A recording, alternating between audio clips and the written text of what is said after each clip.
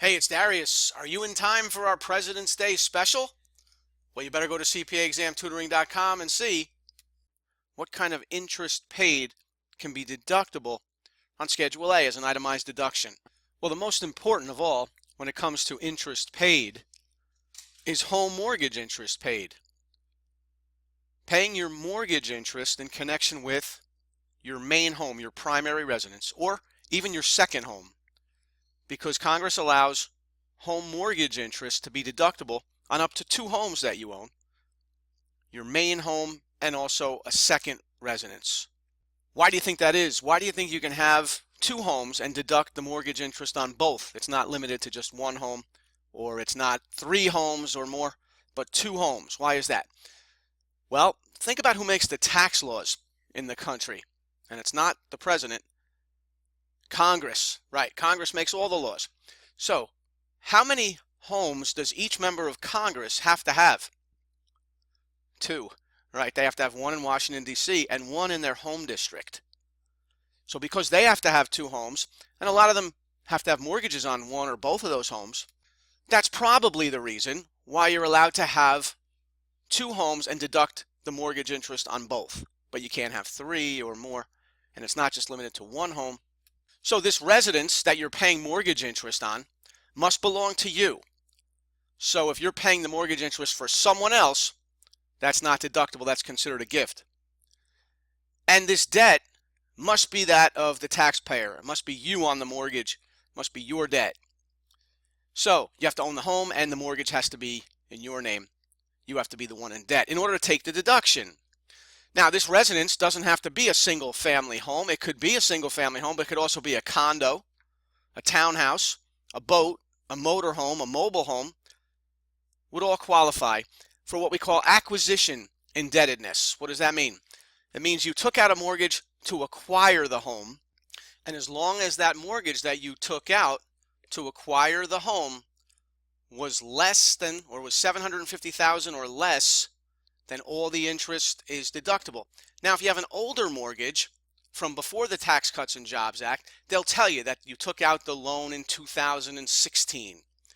Then you can deduct all the interest, even if the original principal of the mortgage was $1 million. But if you took out the mortgage in the quote current year, then your mortgage principal can't be more than $750,000 if you want to deduct all the interest. So they might ask you a question like this: if married taxpayers take out a mortgage to purchase a home in the current year, interest on what amount of principal can be deducted as an itemized deduction according to the Tax Cuts and Jobs Act? Interest on $750,000, letter C, because the mortgage was taken out to acquire the home in the current year. So we're under the new rules, which is a $750,000 cap. Let's try this. The Harts are married and filed jointly. They own a primary residence and wish to deduct mortgage interest paid. How much is the cap for the mortgage interest deduction? Well, A says $750,000 of mortgage interest paid regardless of the principal. No, it doesn't have to do with the amount of interest paid. That $750,000 is not the limit for how much interest is deductible. The $750,000 is the cap on the principal, and then up to the interest paid on that amount of principal, you can get a full deduction. So look at C. $750,000 of mortgage principal up to the interest paid, that's the cap for the mortgage interest deduction, letter C. So, under the Tax Cuts and Jobs Act, acquisition indebtedness, home mortgage interest paid, is deductible on the first $750,000 of principal. All right, Wayne and Kathy Barnes are a married couple filing jointly with a $720,000 mortgage that was taken out to buy their principal residence, a townhouse that cost $1.2 million in 2019. So, they bought it in 2019, they took out a $720,000 mortgage. The mortgage was taken out in 2019, so the limit is $750,000, and they're within the limit because their mortgage was only $720,000. The fact that the townhouse cost $1.2 million doesn't matter. It's the mortgage principal that matters. They took out a $720,000 mortgage, which is below 750. So all the mortgage interest that they pay can be deductible, 100%. And looks like they paid $20,000 of mortgage interest in the current year. So it looks like that's going to be their mortgage deduction, $20,000. Then it goes on to say they also paid townhouse association fees, which when you live in a townhouse or a condo, you'll always have HOA or homeowners association fees. In this case, it's $2,000. Now that's not mortgage interest, so that is not deductible. What's deductible is the $20,000 of mortgage interest as an itemized deduction. So let's go with letter B. All right, let's try this one. Now we got Dan and Leslie Berman, are a married couple, filing jointly with $1.5 million mortgage that was taken out to buy their principal residence in 2019. And stop right there. They took out the mortgage in 2019, and look at the size of that mortgage. $1.5 million mortgage.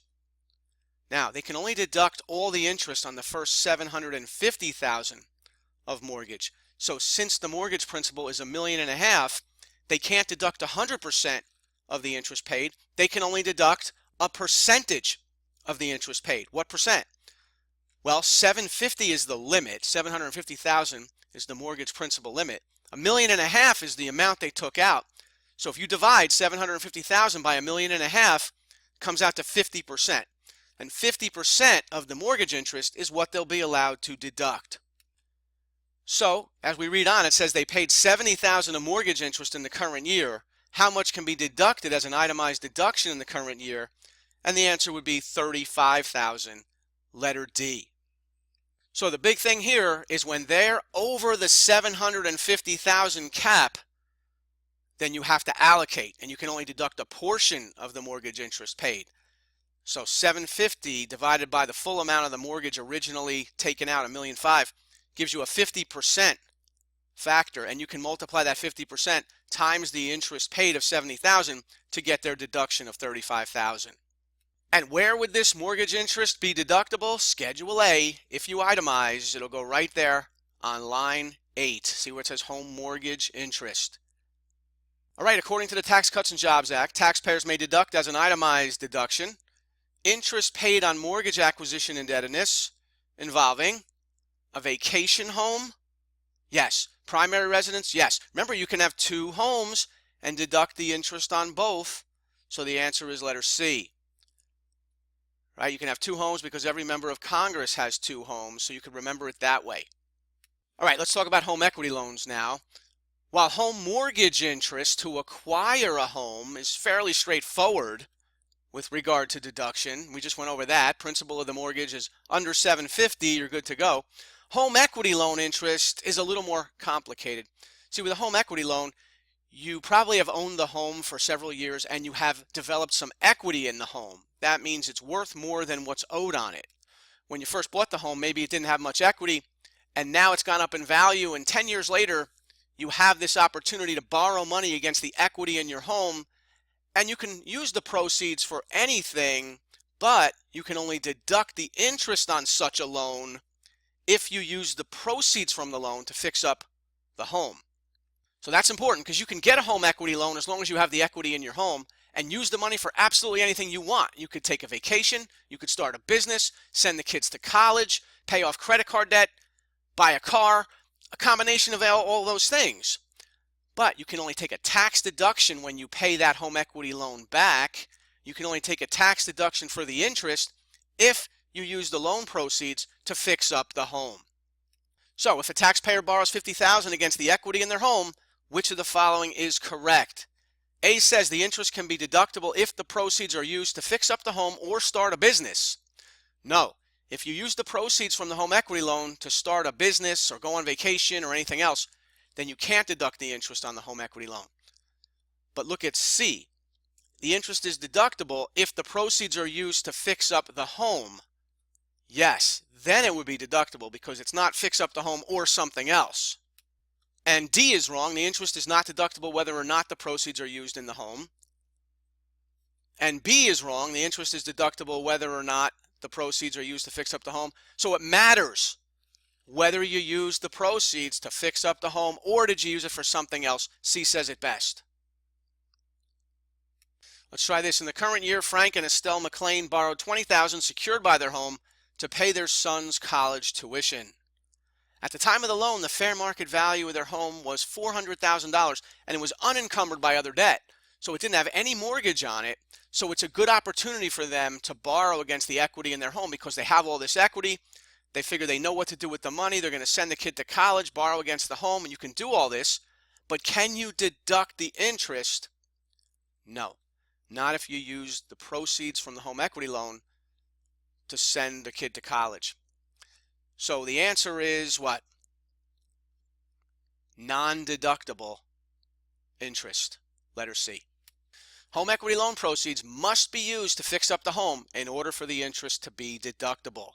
All right, let's change something slightly here and see what the answer becomes. In the current year, Frank and Estelle borrowed $20,000 secured by their home to build a bedroom for their newly adopted son.